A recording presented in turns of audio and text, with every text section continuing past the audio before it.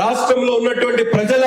అవసరాలను గుర్తించి ప్రతి ఒక్క దాన్ని కూడా ఒక్కొక్కటిగా అమలు చేస్తున్నటువంటి పరిస్థితులు కానీ, మహిళలకు ఇచ్చినటువంటి వాగ్దానాలు కానీ, పెద్దవారికి 3,000 ఉన్నటువంటి పెన్షన్ ని 4,000 చేస్తానని చెప్పి మొదటి నెలలోనే 4,000 అందించినటువంటి ఘనత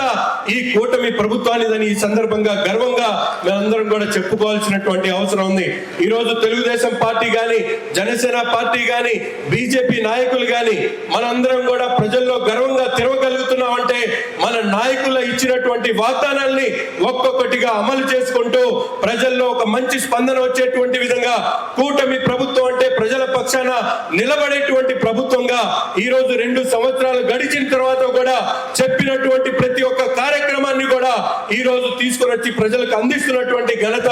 ఈ కూటమి ప్రభుత్వానిది. అటువంటి ప్రభుత్వానికి నిరంతరం పనిచేస్తూ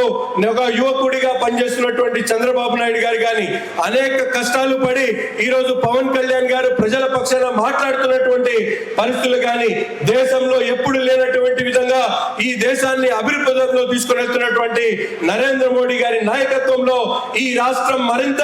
ముందుకు సాగాల్సినటువంటి అవసరం ఉంది. ఈ అవసరాన్ని గుర్తించినటువంటి ప్రతి ఒక్క పౌరుడు కూడా తప్పకుండా కూటమి ప్రభుత్వానికి రాబోయేటువంటి 10 సంవత్సరాల పాటు అధికారం ఇచ్చి రాష్ట్ర అభివృద్ధిని మనందరం కూడా కళ్ళారా చూద్దామని చెప్పి తెలియజేస్తూ ఇక్కడ ఉన్నటువంటి ప్రతి ఒక్క కుటుంబ సభ్యుడు కూడా తమ భుజస్కంధాల మీద ఈ బాధ్యతను తీసుకొని మన నాయకుడైనటువంటి చంద్రబాబు నాయుడు గారు చేస్తున్నటువంటి కృషిని ప్రతి గడపకు, ప్రతి గ్రామానికి, ప్రతి వాడ కూడా తీసుకొని వెళ్ళి ఈ రాష్ట్ర అభివృద్ధి కేవలం ఈ కూటమి ప్రభుత్వం ద్వారానే సాధ్యమవుతుందనేటువంటి విషయాన్ని మన మనసుల్లో నింపుకొని ప్రతి గడపకి కూడా తీసుకొని వెళ్ళాలని చెప్పి తెలియజేస్తూ నాకు అవకాశం ఇచ్చినటువంటి పెద్దలకు ప్రత్యేకమైనటువంటి ధన్యవాదాలు తెలుపుతూ సెలవు తీసుకుంటా ఉన్నా.